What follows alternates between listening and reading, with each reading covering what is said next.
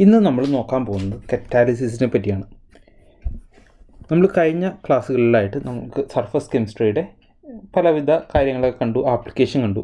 അതിലൊരു ആപ്ലിക്കേഷനാണ് കറ്റാലിസിസ് എന്ന് ഞാൻ പറഞ്ഞായിരുന്നു. അപ്പോൾ ഇന്ന് നമുക്ക് കറ്റാലിസിസ് എന്താണെന്ന് നോക്കാം. അപ്പോൾ എന്താണ് കറ്റാലിസിസ്, എന്താണ് കാറ്റലിസ്റ്റ് എന്നാണ് ആദ്യം നോക്കേണ്ടത്. ഓക്കെ, അതിനായിട്ട്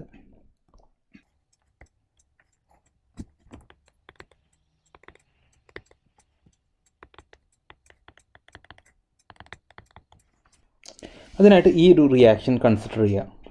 ഓക്കെ, അപ്പോൾ ഈ ഒരു റിയാക്ഷൻ സാധാരണഗതിയിൽ, അതായത് പൊട്ടാസ്യം ക്ലോറൈഡ് നമ്മൾ സ്ട്രോങ്ങിൽ ഹീറ്റ് ചെയ്യുമ്പോഴത്തേക്കും ഇത് ഡീകമ്പോസ് ചെയ്തിട്ട് ഓക്സിജൻ ഉണ്ടാവും ഇതേപോലെ. ഓക്കെ, ഓക്സിജൻ ഉണ്ടാവുകയും ചെയ്യും, അതിൻ്റെ ഒപ്പം KCl ഉണ്ടാവും. ഓക്കെ,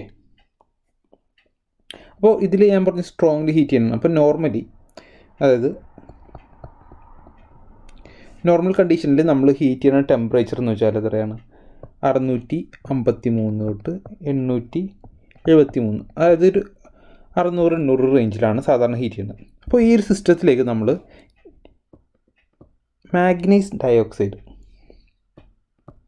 MnO2 ഈ ഒരു സിസ്റ്റത്തിലേക്ക് നമ്മൾ ആഡ് ചെയ്താൽ ഇതിൻ്റെ ടെമ്പറേച്ചർ നമ്മൾക്ക് ഒരു ലോവർ ടെമ്പറേച്ചറിൽ തന്നെ, അതായത് 473 തൊട്ട് 633 കെൽവിൻ ആ ഒരു റേഞ്ചിൽ തന്നെ ഈ ഒരു റിയാക്ഷൻ നടക്കുന്നതായിട്ട്, ഈ ഒരു ലോവർ ടെമ്പറേച്ചറിൽ റിയാക്ഷൻ നടക്കുന്നതായിട്ടും നല്ലൊരു ആക്സിലറേറ്റഡ്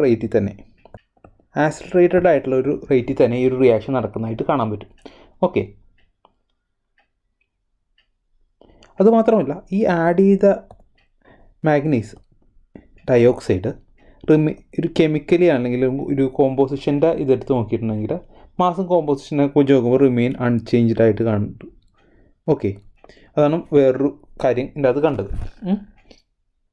അപ്പോൾ ഇങ്ങനെയുള്ള കുറച്ച് സിസ്റ്റമാറ്റിക് സ്റ്റഡീസ് ജോൺ ജേക്കബ് ബെർസോളിസ് എന്ന സ്വീഡിഷ് കെമിസ്റ്റ് ആയിട്ടുള്ള ഈ ഒരു അദ്ദേഹം ഇങ്ങനൊരു സീരീസ് ആയിട്ട് സ്റ്റഡി ചെയ്തിട്ട് അതിന് ഒരു ടേം കൊടുത്തു, അങ്ങനെയുള്ള സബ്സ്റ്റൻസിന് ഒരു ടേം കൊടുത്തു. അതിൻ്റെ പേരാണ് കാറ്റലിസ്റ്റ്. ഇങ്ങനെയുള്ള സബ്സ്റ്റൻസിൻ്റെ പേര് അദ്ദേഹം കൊടുത്തൊരു പേരാണ് കാറ്റലിസ്റ്റ്. ഓക്കെ, അപ്പോൾ substance which alter the rate of the chemical reaction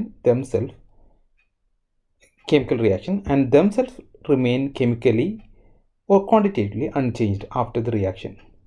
അതായത് ഒരു കെമിക്കൽ റിയാക്ഷൻ്റെ റേറ്റ് ചേഞ്ച് ചെയ്തിട്ട് ആ ആഡ് ചെയ്ത സബ്സ്റ്റൻസ്, ഇപ്പോൾ ഈ നേരത്തെ പറഞ്ഞ കേസിലാണ് മാഗ്നീസ് ഡയോക്സൈഡ് റിമെയിൻ അൺചേഞ്ച്ഡ് ആയിട്ട് നിൽക്കുന്ന ആ സബ്സ്റ്റൻസിനെ പറയുന്ന പേരാണ് കാറ്റലിസ്റ്റ്. ഓക്കെ, അപ്പോൾ ആ ഒരു പ്രോസസ്സ് അല്ലെങ്കിൽ ആ ഒരു ഫിനോമിനാനെ പറയുന്ന പേരാണ് കറ്റാലിസിസ്. ഓക്കെ, അങ്ങനെയുള്ള ഫിനോമിനാൻ പറയുന്ന ഒരു പേരാണ് കറ്റാലിസിസ്. ഓക്കെ, അത്ര മനസ്സിലായെന്ന് വിചാരിക്കുന്നു.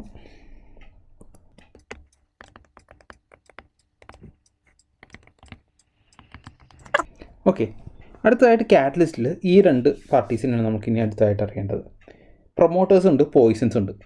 പേര് കേൾക്കുമ്പോൾ തന്നെ നിങ്ങൾക്ക് ഇത് മനസ്സിലാവും ഇത് എന്തൊക്കെയാണ്. ഈ കാറ്റലിസ്റ്റിൽ ഈ ഒരു പേര് നമ്മളൊന്ന് അപ്ലൈ ചെയ്താൽ മാത്രം മതി. പോയിസൺസ് അറിയാം, പോയിസൺസ് എല്ലാം ഒരു നെഗറ്റീവ് നെയിമാണ്, പ്രൊമോട്ടേഴ്സ് ഒരു പോസിറ്റീവ് നെയിമാണ്. അപ്പോൾ promoters are the substance that enhance the activity of the catalyst. Promoters കാറ്റലിസ്റ്റിൻ്റെ ആക്ടിവിറ്റീനെ എൻഹാൻസ് ചെയ്യും. ഓക്കെ, അതുപോലെ പോയിസൺസ് ആക്ടിവിറ്റി എന്ത് ചെയ്യും? അപ്പോൾ എന്തായിരിക്കും? ഡിക്രീസ് ചെയ്യും. ഓക്കെ, പ്രൊമോട്ടേഴ്സ് ആക്ടിവിറ്റിനെ ഇൻക്രീസ് ചെയ്യും, പോയിസൺസ് ആക്ടിവിറ്റിനെ ഡിക്രീസ് ചെയ്യും. സിമ്പിൾ. ഓക്കെ, അതിനൊരു എക്സാമ്പിൾ നോക്കണമെങ്കിൽ നമുക്ക് ഹേബേഴ്സ് പ്രോസസ്സ് കേട്ടില്ലേ? അമോണിയ സിന്തസിസ് ചെയ്യുന്ന പ്രോസസ്സാണ് ഹേബേഴ്സ് പ്രോസസ്സ്. ഓക്കെ, ഹേബേഴ്സ് പ്രോസസ്സിൽ എന്തൊക്കെയാണ് അമോണിയ സിന്തസിസ് ചെയ്യാൻ വേണ്ടി ഓർക്കുന്നുണ്ടോ? നൈട്രജൻ ഗ്യാസ് ആയിട്ട് എടുത്തു, അതിന് ശേഷം ഹൈഡ്രജൻ ഗ്യാസ് ഉണ്ട്, ഇത് രണ്ടും കൂടി റിയാക്ട് ചെയ്തിട്ട് നമുക്ക് കിട്ടുന്ന ആണ് അമോണിയ. ഓക്കെ, ഇവിടെ നമ്മൾ കാറ്റലിസ്റ്റ് ആയിട്ട് യൂസ് ചെയ്യണത് എന്താണ് അറിയോ? അയൺ നമ്മൾ കാറ്റലിസ്റ്റ് ആയിട്ട് യൂസ് ചെയ്യും. അപ്പോൾ ഇവിടെ അയണിൻ്റെ ഒപ്പം നമ്മൾ മോളിബ്ഡിനം കൊടുത്തിട്ടുണ്ടെങ്കിൽ മോളിബ്ഡിനം ഇവിടെ, ഇപ്പോൾ ഞാൻ വേറെ കളറിൽ കൊടുക്കാം, അയൺ കാറ്റലിസ്റ്റാണ്. ആൻഡ് മോളിബ്ഡനാസ് പ്രൊമോട്ടറായിട്ട് ഇവിടെ നമ്മൾ യൂസ് ചെയ്യും. ഓക്കെ, ഹേബസ് പ്രോസസ്സാണ് എൻ്റെ ഒരു എക്സാമ്പിൾ. ഓക്കെ, അടുത്തതായിട്ട് നമുക്ക് കാറ്റലിസ്റ്റിനെ രണ്ടായിട്ട് തിരിക്കാം, 2 ഗ്രൂപ്പായിട്ട് തിരിക്കാം. ഹോമോജീനിയസ്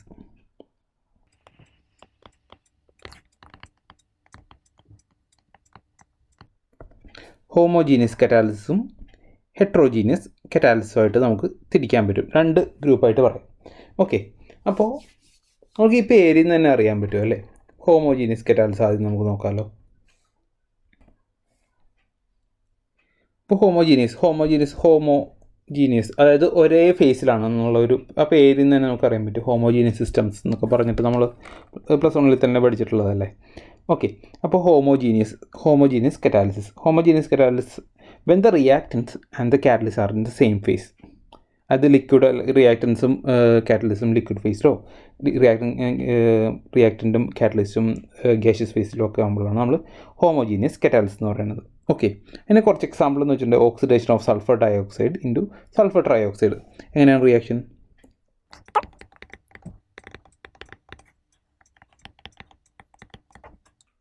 ഓക്കെ, ഈ ഒരു റിയാക്ഷനിൽ നമ്മൾ യൂസ് ചെയ്യുന്ന കാറ്റലിസ്റ്റ് എന്താണ്? അതും ഗ്യാഷ്യസ് ആണ്. ഓക്കെ, നമ്മൾ ഇതിൽ നൈട്രിക് ഓക്സൈഡാണ് യൂസ് ചെയ്യുന്നത്. നൈട്രിക് ഓക്സൈഡ് ഗ്യാഷ്യസ് ഫോമിൽ തന്നെയാണ് യൂസ് ചെയ്യുന്നത്. അപ്പോൾ റിയാക്റ്റൻ്റ് ആയിട്ടുള്ള സൾഫർ ഡയോക്സൈഡും ഓക്സിജനും കാറ്റലിസ്റ്റ് ആയിട്ടുള്ള നൈട്രിക് ഓക്സൈഡും എല്ലാം സെയിം ഫേസിലാണ്. അപ്പോൾ ഇതൊരു ഹോമോജീനിയസ് കാറ്റലിസ്റ്റിൻ്റെ എക്സാമ്പിളാണ്. ഓക്കെ, ഇനി അതേപോലെ നമുക്കൊരു ലിക്വിഡ് ഫേസിലുള്ളൊരു എക്സാമ്പിൾ നോക്കിയാലോ.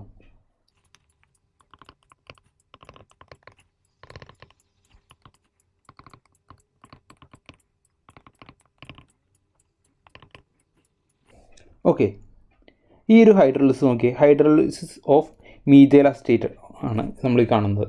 ഇത് കാറ്റലൈസ് ചെയ്യുന്നത് നമുക്ക് HCl ആയിട്ടാണ്, ആസിഡ് കാറ്റലൈസ്ഡ് റിയാക്ഷനാണ്. അത് HClഉം ഒരു ലിക്വിഡ് ഫേസിലാണ്. ഓക്കെ, ഇതാണ് ഹോമോജീനിയസ് കറ്റാലിസിൻ്റെ മറ്റൊരു എക്സാമ്പിൾ.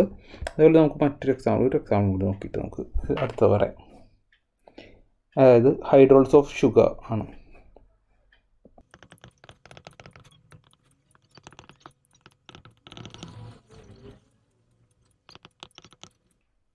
ഓക്കെ, ഈ ഒരു റിയാക്ഷൻ നോക്കി, ഇവിടെ നമ്മൾ ഈ ഗ്ലൂക്കോസിനെ അല്ലെങ്കിൽ ഈ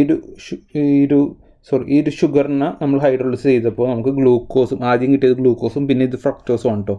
ഞാനിവിടെ എഴുതുന്നില്ല. അപ്പോൾ ഈ ഒരു സംഭവം നമുക്ക് കിട്ടി. ഓക്കെ, ഇത് എല്ലാം അക്വസ് ഫേസിലാണുള്ളത്. ഇവിടെ നമ്മൾ യൂസ് ചെയ്യുന്ന കാറ്റലിസ്റ്റ് എന്ന് പറഞ്ഞാൽ ഇതിൽ ഹൈഡ്രോളിസിസ് ചെയ്യാനും നമ്മൾ യൂസ് ചെയ്യുന്നത് H2SO4 ആണ്. അതും അക്വസ് അല്ലെങ്കിൽ ലിക്വിഡ് ഫേസിലുള്ള സാധനമാണ്. ഓക്കെ, ഹോമോജീനിയസ് കണ്ടു.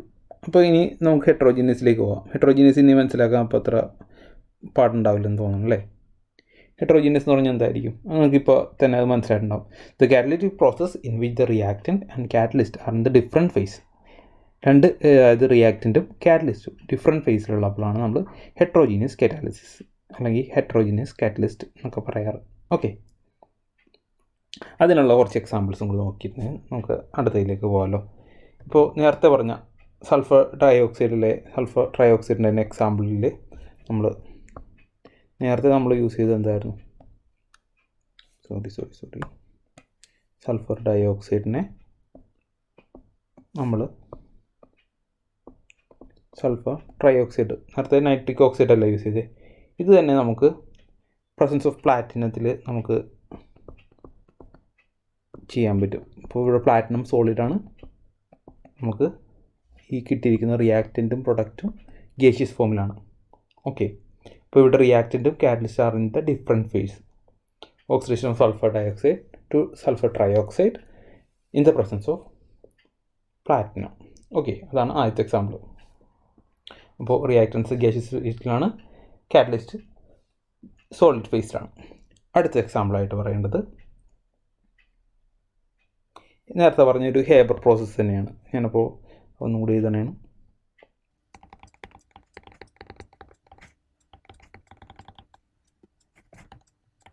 ഓക്കെ, ഇവിടെ നമ്മൾ നേരത്തെ കണ്ടാണ് ഹേബർസ് പ്രോസസ്സിൽ നൈട്രജൻ ഗ്യാഷ്യസ് ആണ്, ഹൈഡ്രജൻ ഗ്യാഷ്യസ് ആണ്.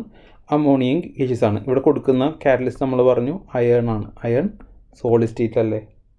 ഓക്കെ. അപ്പോൾ ഇവിടെ യൂസ് ചെയ്യണമെന്ന് വെച്ചാൽ ഫൈനലി ഡിവൈഡഡ് അയണൊക്കെയാണ് യൂസ് ചെയ്യണം കേട്ടോ. അതൊക്കെ നിങ്ങൾ ഓൾറെഡി അറിയാവുന്നതായിരിക്കും മേ ബി. ഓക്കെ. അപ്പോൾ ഇവിടെ നൈട്രജനും ഹൈഡ്രജനും റിയാക്ട് ചെയ്ത് അമോണിയ ഫോം ചെയ്തു. ഇവിടെ യൂസ് ചെയ്യുന്ന കാറ്റലിസ്റ്റ് സോളിഡ് ആണ്. സോ ഇത് ഒരു ഹെട്രോജീനിയസ് കാറ്റലിസ്റ്റിന് മറ്റൊരു എക്സാമ്പിളാണ്. ഓക്കെ. ഇനി അതേപോലെ മറ്റൊരു എക്സാമ്പിളാണ് oxidation of ammonia to nitric oxide.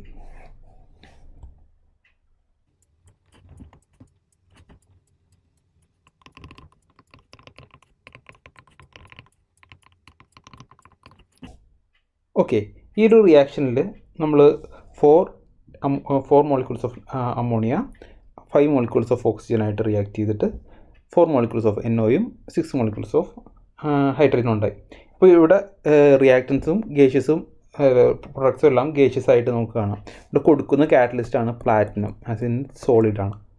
Okay. അപ്പോൾ റിയാക്ടറും ഗേഷ്യസിലാണ്, കാറ്റലിസ്റ്റ് പിന്നെയും സോളിഡ് സ്റ്റേറ്റിലാണ്. ഇനി ഒരെണ്ണം കൂടി നമുക്ക് നോക്കിയിട്ട് നമുക്ക് ഇതിൻ്റെ എക്സാമ്പിൾ തീർക്കാം. അപ്പോൾ അടുത്തതായിട്ട് hydrogenation of the vegetable oils ആണ് നമ്മൾ പറയുന്നത്. ഇപ്പോൾ വെജിറ്റബിൾ ഓയിൽസ് എടുക്കുക. വെജിറ്റബിൾ ഓയിൽസിൽ നമ്മൾ അതറിയാം, അത് ലിക്വിഡ് ഫേസിലല്ലേ, അതൊരു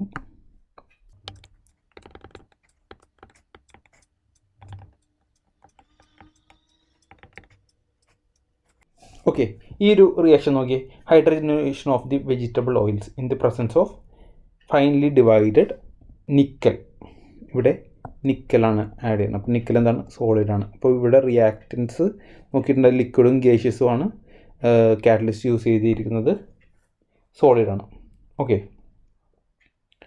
അപ്പോൾ ഇതും ഹെട്രോജീനിയസ് കറ്റാലിസിൻ്റെ ഒരു എക്സാമ്പിളാണ്. അപ്പോൾ ഇവിടെ വെജിറ്റബിൾ ഓയിൽ നമ്മൾ ഹൈഡ്രജനേഷൻ ചെയ്ത് കഴിയുമ്പോൾ നമുക്ക് കിട്ടുന്നതാണ് വെജിറ്റബിൾ ഗീ കേട്ടോ. അപ്പോൾ ഹോമോജീനിയസും ഹെട്രോജീനിയസ് കറ്റാലിസിസും നമ്മളിപ്പോൾ കണ്ടു. ഇനി അടുത്തതായിട്ട് നമുക്ക് നോക്കേണ്ടത് എന്താണെന്ന് നോക്കട്ടെ. അടുത്തതായിട്ട് നമുക്ക് adsorption theory of heterogeneous catalysis ആണ് നമുക്ക് നോക്കേണ്ടത്.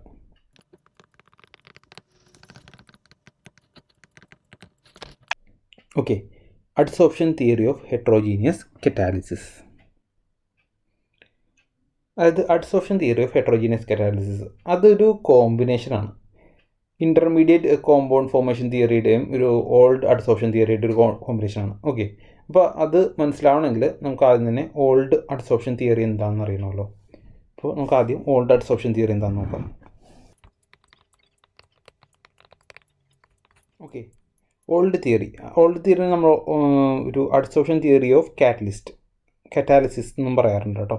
അപ്പോൾ ഇതെന്ന് വെച്ചിട്ടുണ്ടെങ്കിൽ റിയാക്റ്റൻ്റ് ഗേഷ്യസ് സ്റ്റേറ്റിലും അല്ലെങ്കിൽ സോളിഡ് ലിക്വിഡ് സൊല്യൂഷൻസിലോ അതേപോലെ ആ ഒരു റിയാക്റ്റൻ്റ് കാറ്റലിസ്റ്റിൽ സോളിഡായിട്ടുള്ള കാറ്റലിസ്റ്റ് കേട്ടോ, പ്രത്യേകം ശ്രദ്ധിക്കണം. സോളിഡായിട്ടുള്ള കാറ്റലിസ്റ്റ് ചെന്ന് അഡ്സോർബ് ചെയ്തിട്ടാണ് റിയാക്ഷൻ നടക്കണമെങ്കിൽ ആ ഒരു സമയത്ത് കൊടുത്തിച്ചൊരു തിയറിയാണ്. അപ്പോൾ ഇതിൽ അഡ്സോർപ്ഷൻ തിയറി ഓഫ് കറ്റാലിസിസ്. അതിൽ നമ്മൾ മെയിനായിട്ട് പറഞ്ഞത് increase the concentration of reactant on the surface increases the rate of the reaction. Okay. നമ്മൾ നേരത്തെ മറ്റേ സർഫസ് കെമിസ്ട്രിയുടെ ആ ഒരു കേസിലൊക്കെ നമ്മൾ പഠിച്ചപ്പോൾ പറഞ്ഞായിരുന്നു. അതായത് റിയാക്റ്റൻ്റെ കോൺസെൻട്രേഷൻ ഓഫ് റിയാക്റ്റൻ്റെ അറ്റ് സർഫസ് ഇൻക്രീസ് ചെയ്യുമ്പോൾ rate of the reaction increase ചെയ്യുന്നു. ഓക്കെ. അതേപോലെ അഡ്സോർപ്ഷൻ നമുക്കറിയാം, നമ്മൾ നേരത്തെ പഠിച്ചു. അഡ്സോർപ്ഷൻ്റെ എക്സോതെർമിക് പ്രോസസ് ആണല്ലോ.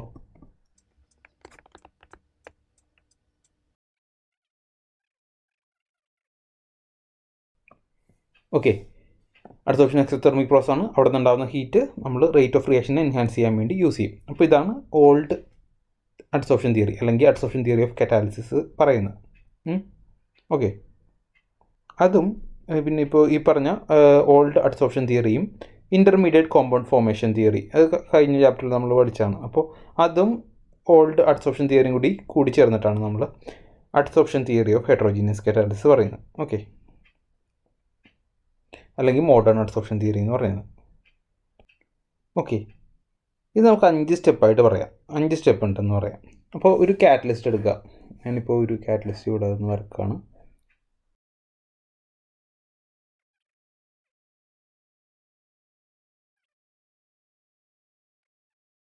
സ്റ്റെപ്പ് 1 എന്താണെന്ന് നോക്കാം. ഫസ്റ്റ് സ്റ്റെപ്പ്, അതായത് diffusion of the reactant to the surface of the catalyst. ഇത് ഈ ഒരു റിയാക്റ്റൻ മോളിക്യൂള് ഡിഫ്യൂഷൻ ചെയ്ത് നമ്മൾ ഇതിൻ്റെ സർഫസിലേക്ക് എത്തി. ഓക്കെ, ഇതിങ്ങനെ ഇങ്ങനെ പോയി കാറ്റലിസ്റ്റിൻ്റെ സർഫസിലെത്തി. Diffusion of the reactant to the surface of the catalyst, അതാണ് ആദ്യത്തെ സ്റ്റെപ്പ്. ഓക്കെ, ഇനി രണ്ടാമത്തെ സ്റ്റെപ്പ് എന്തായിരിക്കും? രണ്ടാം state, adsorption of the reactant molecule on the surface of the catalyst. ഈ ഒരു കാറ്റലിസ്റ്റും ഇതും തമ്മിലൊരു അഡ്സോർപ്ഷൻ നടന്നു. Okay, adsorption of the reactant molecule on the surface of the catalyst.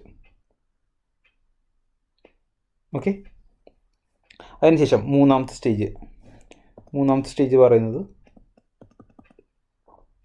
occurrence of the chemical reaction on the catalyst surface through the formation of an intermediate. ഇതൊരു intermediate form ചെയ്തു. ഇപ്പോൾ ഒരു 2 മോളിക്യൂൾസ് ഇതേപോലെ ഉണ്ടെന്ന് വിചാരിക്കുക. ഇപ്പോൾ ഇതേപോലെ മറ്റൊരു മോളിക്യൂൾസും കൂടി ഫോം ചെയ്തിട്ട് ഒരു ഇൻ്റർമീഡിയറ്റ് ഫോം ചെയ്തെന്ന് വിചാരിക്കുക. ഇൻ്റർമീഡിയറ്റ് ഫോം ചെയ്തിട്ട് അതിന് ശേഷം പിന്നീട് ബോണ്ടായി. അപ്പോഴും ഇത് അഡ്സോർബ് ചെയ്തിരിക്കുകയാണല്ലോ. നാലാമത്തെ step, desorption of the reactant products from the catalyst surface, thereby making the surface available again for the more reaction to occur. Okay, ഈ നാലാമത്തെ സ്റ്റെപ്പ് എന്ന് പറഞ്ഞിട്ടുണ്ടെങ്കിൽ ഈ ഒരു സർഫസിൽ നിന്ന് നമ്മളുടെ നമ്മളുടെ റിയാക്ഷൻ പ്രൊഡക്ട്സ്, ഇതിപ്പോൾ പ്രൊഡക്ട്സ് ആയല്ലോ, ഈ സർഫസിൽ നിന്ന് നമ്മളത് വിട്ടുപോയിട്ട് ഇങ്ങനെ ഒരു പ്രൊഡക്റ്റായിട്ട് ഫോം ചെയ്തു. ഓക്കെ, അപ്പോൾ ഇതിൽ നിന്ന് ഡീസോർബ് ചെയ്തു, പിന്നെയും കാറ്റലിസ്റ്റ് സർഫസ് പിന്നെയും നമുക്ക് കിട്ടി. അതാണ് നാലാമത്തെ സ്റ്റെപ്പ്. ഇനി അഞ്ചാമത്തെ സ്റ്റെപ്പ് എന്തായിരിക്കും? അഞ്ചാമത്തെ സ്റ്റെപ്പ് ഇപ്പോഴും അതിൻ്റെ സർഫസിലിരിക്കുകയാണ് കേട്ടോ, സർഫസിൻ്റെ അടുത്തല്ലിരിക്കുന്നത്. പിന്നെ അവിടെ നിന്ന് ഡിഫ്യൂസ് ചെയ്ത് നമുക്ക്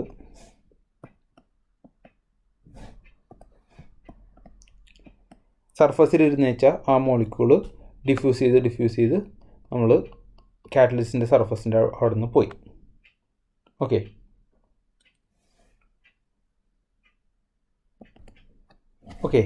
നമ്മളുടെ ഈ കാറ്റലിസ്റ്റിൻ്റെ സർഫസ് എന്ന് പറഞ്ഞാൽ ഇന്നർ ബൾക്കിൻ്റെ ഇതുപോലെ നമ്മൾ നേരത്തെ കഴിഞ്ഞ ക്ലാസ്സുകളിലൊക്കെ നമ്മൾ പറഞ്ഞിട്ടുണ്ട്. ബൾക്കിലും സർഫസിലുള്ള ഒരു സർഫസ് കെമിസ്ട്രി എന്ന് പറയുന്ന ചാപ്റ്ററിൽ തന്നെ അതാണല്ലോ പറഞ്ഞത് അഡ്സോർപ്ഷൻ എന്തുകൊണ്ട് നടക്കുന്നു. അപ്പോൾ ഈ കാറ്റലിസ്റ്റിൻ്റെ സർഫസിൽ ഫ്രീ ബാലൻസ് ഉള്ള കാരണം അവിടെ ഒരു കെമിക്കൽ ഫോഴ്സ് ഉണ്ടാവുമല്ലോ. അപ്പോൾ കെമിക്കൽ ഫോഴ്സ് ഓഫ് അട്രാക്ഷൻ മൂലമാണ് നമ്മൾ ഈ ഗ്യാഷ്യസ് മോളിക്യൂൾസോ അല്ലെങ്കിൽ സൊല്യൂഷൻ ഫേസിലുള്ള മോളിക്യൂൾസൊക്കെ വന്ന് അഡ്സോർബ് ചെയ്യണേ. എന്നിട്ടൊരു ലൂസ് കെമിക്കൽ കോമ്പിനേഷനായിട്ട് നമ്മൾ അവിടെ നിൽക്കും. അപ്പോൾ ഈ ഒരു 2 മോളിക്യൂൾസ് നേരത്തെ കണ്ട പോലെ ഇങ്ങനെ ഇരിക്കുമ്പോൾ അത് തമ്മിൽ അടുത്ത് തന്നെ ഇരിക്കുമ്പോൾ അത് തമ്മിൽ അട്രാക്റ്റ് ചെയ്തിട്ട് അങ്ങനെ ഒരു കെമിക്കൽ റിയാക്ഷൻ അവിടെ നടക്കുന്നു. അതിനുശേഷം ഒരു പുതിയ മോളിക്യൂൾ ഉണ്ടാകുന്നു, അതിനുശേഷം അത് വിട്ടുപോകുന്നു. അതാണ് ഇതിൻ്റെ. അത് നമ്മൾ പല സ്റ്റേറ്റ് ആയിട്ട് ഈ ന്യൂ അഡ്സോർപ്ഷൻ തിയറി വെച്ച് പറയുന്നേ ഉള്ളൂ. ഓക്കെ, ഈ ഒരു തിയറി മെയിൻലി എന്തിനാണ് പറയണമെന്ന് വെച്ചാൽ, എന്തുകൊണ്ട് കാറ്റലിസ്റ്റിൻ്റെ മാസ് ചേഞ്ച് ചെയ്യുന്നില്ല, മാസ് അല്ലെങ്കിൽ കെമിക്കൽ കോമ്പോസിഷൻ എന്തുകൊണ്ട് പിന്നീട് നോക്കുമ്പോഴത്തേക്കും റിയാക്ഷൻ കഴിയുമ്പോഴും സെയിം ആയിട്ടിരിക്കുന്നു, അതെങ്ങനെ എക്സ്പ്ലെയിൻ ചെയ്യാൻ വേണ്ടിയാണ് ഈ ഒരു തിയറി തന്നെ വരുന്നത്. അപ്പോൾ എന്താണെന്ന് വെച്ചാൽ നമ്മൾ ആദ്യം റിയാക്റ്റൻ്റ് വന്നു റിയാക്ട് ചെയ്തു, തിരിച്ചു പോയി, ഡിഫ്യൂസ് ചെയ്ത് പോയി. അപ്പോൾ പിന്നെയും ഇവിടെ സൈഡ്സ് ഓപ്പൺ ആണ്, വീണ്ടും നമുക്ക് അടുത്ത റിയാക്ഷന് നമുക്ക് വീണ്ടും ചെയ്യാൻ പറ്റും.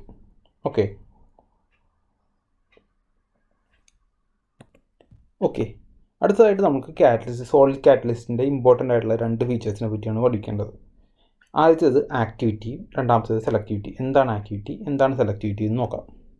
ആദ്യമായിട്ട് കാറ്റലിസ്റ്റിൻ്റെ ആക്ടിവിറ്റി എന്ന് വെച്ചിട്ടുണ്ടെങ്കിൽ നമ്മൾ എത്രമാത്രം ഒരു റിയാക്ഷൻ എത്രമാത്രം നന്നായിട്ട് ഇത് പ്രൊസീഡ് ചെയ്യും, ഒരു കാറ്റലിസ്റ്റ് എത്രമാത്രം നന്നായിട്ട് റിയാക്ഷൻ കാറ്റലൈസിസ് ചെയ്യും എന്നുള്ള വെച്ചാണ് ആക്ടിവിറ്റീനെ പറയണത്. ഓക്കെ, അപ്പോൾ അത് മെയിൻലി ഡിപ്പെൻഡ് ചെയ്യുന്നത് സ്ട്രെങ്ത് ഓഫ് ദി കെമിസോപ്ഷനാണ്. ഓക്കെ, കെമിസോപ്ഷൻ്റെ സ്ട്രെങ്ത്തിനെ നല്ലപോലെ ഡിപ്പെൻഡ് ചെയ്യും. അതേപോലെ നമുക്ക് അറിയാം റിയാക്റ്റൻ്റ് നല്ലൊരു സ്ട്രെങ്ത്തിൽ തന്നെ ഒരു കാറ്റലിസ്റ്റിൽ ചെന്ന് അഡ്സോർബ് ചെയ്യണം. എന്നാലേ നമുക്ക് ഒരു വീക്കായിട്ടാണെങ്കിൽ വളരെ വീക്കായിട്ടാണെങ്കിൽ നമുക്ക് ആ ഇത് എളുപ്പം തന്നെ ഡീസോർബ് ചെയ്ത് പോവും, റിയാക്ഷൻ നടക്കാണ്ടൊക്കെ ഇരിക്കും. അപ്പോൾ അതേപോലെ തന്നെ വളരെ സ്ട്രോങ് ആയിട്ട് ചെയ്താലും പ്രശ്നമാണ്. അതായത് ഒരു ഇൻ്റർമീഡിയറ്റ് ആയിട്ടുള്ള രീതിയിലേക്ക് സ്ട്രോങ് ആയിട്ട് ചെയ്തിട്ടുണ്ടെങ്കിൽ എന്ത് പറ്റും, ആ ഒരു സർഫസിൽ തന്നെ റിയാക്റ്റൻ്റ് ഇരിക്കും. അപ്പോൾ മറ്റ് റിയാക്റ്റൻ്റ്, ഇപ്പോൾ 2 റിയാക്റ്റൻ്റ് തമ്മിലാണ് റിയാക്ട് ചെയ്യുകയാണെങ്കിൽ വളരെ സ്ട്രോങ് ആയിട്ടുള്ളൊരു ബോണ്ടാണ് ഇത്. എയും ബിയും എന്നുള്ള ഒരു എക്സാമ്പിൾ എടുത്തിട്ടുണ്ടെങ്കിൽ ഇതിൻ്റെ 2 സർഫസ് ഉണ്ട്, 2 സൈറ്റ് ഉണ്ടെങ്കിൽ ആ 2 സൈറ്റിൽ എ വന്ന് തന്നെ നിൽക്കണമെങ്കിൽ ഭയങ്കര സ്ട്രോങ് ബോണ്ടാണ്. അപ്പോൾ ഇത് പോകുന്നില്ല. ഇപ്പോൾ ബിക്ക് വന്ന് നിൽക്കാൻ പറ്റില്ല. അപ്പോൾ ഇത് അത്യാവശ്യം വീക്കായിരിക്കണം, എന്നാലും നമുക്ക് ബിയിലേക്ക് ഇവിടെ വന്നിട്ട് ബിയിലും കയറി നിൽക്കാൻ പറ്റുമല്ലോ. അപ്പോൾ എന്നിട്ട് റിയാക്ഷൻ നടക്കും. ഓക്കെ, അപ്പോൾ ഒരുപാട് സ്ട്രോങ് ആവാനും പാടില്ല, എന്നാൽ ഒരുപാട് വീക്ക് ആവാനും പാടില്ല. ഒരു ഇൻ്റർമീഡിയറ്റ് എന്ന് പറയാം, അത്യാവശ്യം സ്ട്രോങ് ആയിരിക്കണം. അപ്പോൾ നമ്മൾ ഈ ഹൈഡ്രജനേഷൻ റിയാക്ഷൻ്റെ എക്സാമ്പിൾ എടുത്ത് നോക്കുകയാണെങ്കിൽ ഈ കാറ്റലിറ്റിക് ആക്ടിവിറ്റി ഗ്രൂപ്പ് 5 പീരിയോഡിക് ടേബിളിൻ്റെ ഗ്രൂപ്പ് 5 തൊട്ട് ഗ്രൂപ്പ് 11 എലമെൻറ്റ് വരെ നോക്കുകയാണെങ്കിൽ അത് നമുക്ക് ഇൻക്രീസ് ചെയ്യാനായിട്ട് കാണാൻ പറ്റും. ഇങ്ങോട്ടേക്ക് പോകുന്തോറും കാറ്റലിറ്റിക് ആക്ടിവിറ്റി ഇൻക്രീസ് ചെയ്യാനായിട്ട് കാണാൻ പറ്റും. 11 ആണ് കേട്ടോ. ഗ്രൂപ്പ് 5 തൊട്ട് ഗ്രൂപ്പ് 11 വരെ നോക്കുമ്പോൾ കാറ്റലിറ്റിക് ആക്ടിവിറ്റി ഇൻക്രീസ് ചെയ്യുന്നതായിട്ട് കാണാൻ പറ്റും. അതുപോലെ തന്നെ അതിൽ തന്നെ നമുക്ക് മാക്സിമം ആക്ടിവിറ്റി കാണിക്കുന്നത് 7 to 9 ഗ്രൂപ്പ്സ് ആണ്. ഓക്കെ, ഈ ഒരു റിയാക്ഷനാണ് ഇതിൻ്റെ ഭയങ്കര ഫേമസ് ആയിട്ടുള്ള പ്ലാറ്റിനത്തിന് വളരെ നല്ല ആക്ടിവിറ്റിയാണ് ഒരു റിയാക്ഷൻ കാണിക്കാൻ. ഓക്കെ, ആ 5 to 11 അപ്പോൾ ഇതൊരു എക്സാമ്പിളായിട്ട് പ്ലാറ്റിനം അതേപോലെ ഒരു എക്സാമ്പിളായിട്ട് എടുക്കാൻ പറ്റും. ഓക്കെ, 5 നിന്ന് ഗ്രൂപ്പ് 11 വരെ പോകുമ്പോഴത്തേക്കും ഒരു കാറ്റലിറ്റിക് ആക്ടിവിറ്റി ഇൻക്രീസ് ചെയ്യുന്നതായിട്ടാണ് കാണാറുള്ളത്. അപ്പോൾ ഒരു ഗ്രൂപ്പ് 10-ലുള്ളതാണ് പ്ലാറ്റിനം ഇതേപോലെ ഈ ഒരു റിയാക്ഷന് ഹൈഡ്രജനും ഓക്സിജനും ചേർന്ന് വാട്ടർ ഉണ്ടാകുന്ന ഈ റിയാക്ഷന് ഒരു നല്ലൊരു കാറ്റലിസ്റ്റായിട്ട് ആക്ട് ചെയ്യുന്നു പ്ലാറ്റിനം. ഓക്കെ, ഇപ്പോൾ നമ്മൾ ആക്ടിവിറ്റി കണ്ടു. ഇനി അടുത്തത് നമുക്ക് സെലക്ടിവിറ്റി എന്താണെന്ന് നോക്കണ്ടേ. സെലക്ടിവിറ്റി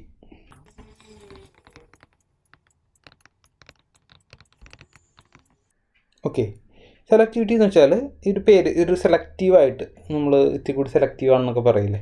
അപ്പോൾ അതെന്ന് വെച്ചാൽ ഒരു റിയാക്ഷനെ നമ്മൾ കാറ്റലിസ്റ്റ് യൂസ് ചെയ്യുമ്പോഴത്തേക്കും അതിനൊരു പ്രത്യേക ഡയറക്ഷനിലേക്ക് വിടണതാണ്. ഓക്കെ, ആ ഒരു പർട്ടിക്കുലർ പ്രൊഡക്റ്റ്, ഇപ്പോൾ ഒരുപാട് പ്രൊഡക്റ്റിന് ചാൻസ് ഉണ്ടെങ്കിൽ നമുക്ക് ആ ഒരു പർട്ടിക്കുലർ പ്രൊഡക്റ്റ് മാത്രം ഉണ്ടാവാൻ വേണ്ടി യൂസ് ചെയ്യണതാണ്. ആ ഒരു കാറ്റലിസ്റ്റ് യൂസ് ചെയ്യണമെങ്കിൽ നമുക്ക് ആ ഒരു കാറ്റലിസ്റ്റ് സെലക്റ്റീവ് ആണെന്നൊക്കെ പറയാൻ പറ്റും. അതിൻ്റെ ഒരു എക്സാമ്പിൾ ഞാൻ ഇപ്പോൾ കാണിക്കാം. ഈ ഒരു എക്സാമ്പിൾ വെച്ച് നമുക്ക് പറയാം.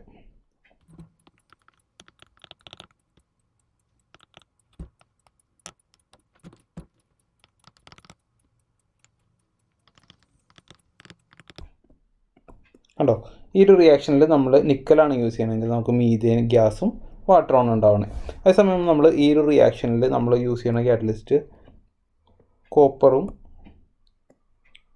സിങ്ക് ഓക്സൈഡും in the presence of Ar2O3 ആണെങ്കിൽ നമുക്ക് കിട്ടുന്നത് മെത്തനോളായിരിക്കും. ഓക്കെ, ഗ്യാഷ്യസ് തന്നെ കിട്ടും. പിന്നെ അതേപോലെ നമ്മൾ ഈ ഒരു ഇതിൽ നമ്മൾക്ക് യൂസ് ചെയ്യുന്ന കാറ്റലിസ്റ്റ് കോപ്പറാണെങ്കിൽ നമുക്ക് കിട്ടുന്നത് ഫോർമാൽഡിഹൈഡ് അല്ലെങ്കിൽ HCHO, ഈ ഇതായിരിക്കും നമുക്ക് കിട്ടുന്നത്. ഓക്കെ, അപ്പോൾ നമ്മൾ യൂസ് ചെയ്യുന്ന ഈ കാറ്റലിസ്റ്റിനനുസരിച്ച് നമ്മളുടെ പ്രൊഡക്റ്റ് സെലക്റ്റീവായി. ഓക്കെ, ഈ ഒരു ഇതിലുണ്ടാവുന്ന പ്രൊഡക്റ്റ് നമുക്ക് സെലക്റ്റീവായി മീഥേനായി മാറി, അല്ലെങ്കിൽ മെത്തനോളായി മാറി, അല്ലെങ്കിൽ ഫോർമാൽഡിഹൈഡായിട്ട് മാറി. നമുക്ക് വേണ്ട ഇതനുസരിച്ച് നമുക്ക് കാറ്റലിസ്റ്റ് അപ്പോൾ യൂസ് ചെയ്യാൻ പറ്റും. ഈ ഒരു കാർബൺ മോണോക്സൈഡും ഹൈഡ്രജനും നമ്മൾ റിയാക്ട് ചെയ്തിട്ടുണ്ടെങ്കിലുള്ള പോസിബിലിറ്റിയാണ് ഈ കാണുന്നത്. ഓക്കെ, ഇപ്പോൾ ഇതിനനുസരിച്ച് ഇതിൻ്റെ ഇവിടുത്തെ ഹൈഡ്രജൻ്റെ എമൗണ്ട് ഇവിടെ മാറും കേട്ടോ. അപ്പോൾ ആദ്യത്തെ കേസിലാണെങ്കിൽ നമുക്ക് 3 ഹൈഡ്രജൻ, രണ്ടാമത്തെ കേസിലാണെങ്കിൽ 1 ഹൈഡ്രജൻ, മൂന്നാമത്തെ കേസിലാണെങ്കിൽ 2 ഹൈഡ്രജൻ ആയിരിക്കും കേട്ടോ. അപ്പോൾ ഹൈഡ്രജൻ ഇവിടെ ഞാൻ X എന്ന് പറഞ്ഞ് കൊടുക്കുന്നതാണ്. അപ്പോൾ അതനുസരിച്ച് കൊടുക്കാം.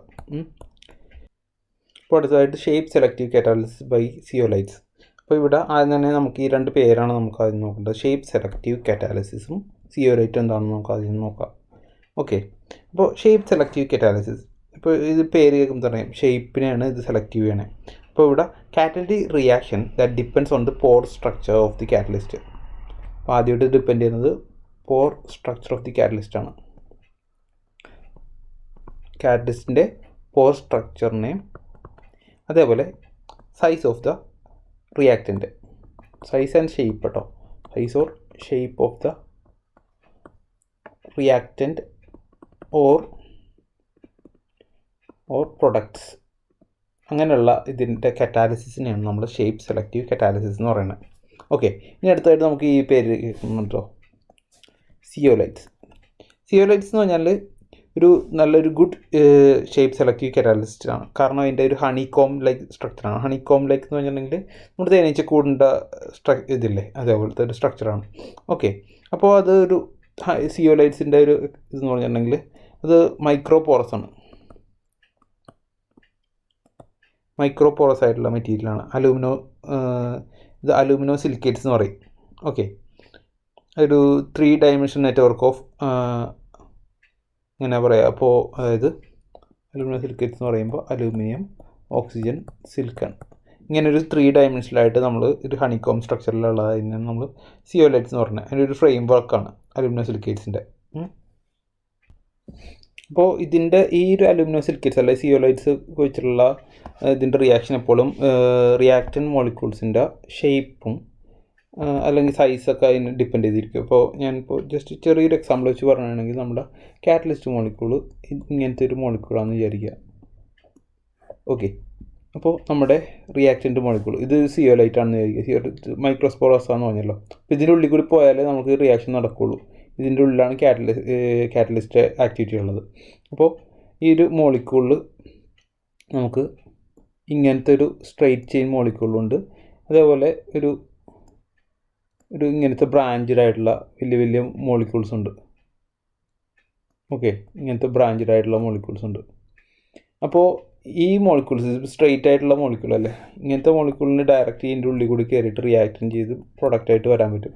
അപ്പോൾ ഈ ഒരു ഇതിനൊന്നും ഇങ്ങോട്ടേക്ക് പോകാൻ പറ്റില്ല, കാരണം അതിൻ്റെ ഷേപ്പ് ഇതിന് സെലക്റ്റീവ് അല്ല. ഓക്കെ, അപ്പോൾ ഇങ്ങനെയുള്ള കുറച്ച് ഇതൊക്കെയാണ് ഒരു ഷേപ്പ് സെലക്റ്റീവ് കറ്റാലിസിസ് എന്ന് വെച്ച് പറയുന്നത്. അപ്പോൾ ഇത് മെയിൻലി യൂസ് ചെയ്യുന്നത് പെട്രോ കെമിക്കൽ ഇൻഡസ്ട്രിയിലാണ് കേട്ടോ. അതായത് ഹൈഡ്രോ കാർബൺസ്, ഇതേപോലത്തെ ഹൈഡ്രോ കാർബൺസ് ഇല്ലേ, അതിൻ്റെ ക്രാക്കിംഗ് എന്ന് പറഞ്ഞൊരു പ്രോസസ്സിനാണ് ഇത് മെയിൻലി യൂസ് ചെയ്യാറ്. അപ്പോൾ അതിന് യൂസ് ചെയ്യുന്ന ഒരു സിയോലൈറ്റ് കാറ്റലിസ്റ്റാണ് ZmSm5 എന്ന് പറഞ്ഞൊരു കാറ്റലിസ്റ്റ് കേട്ടോ. അപ്പോൾ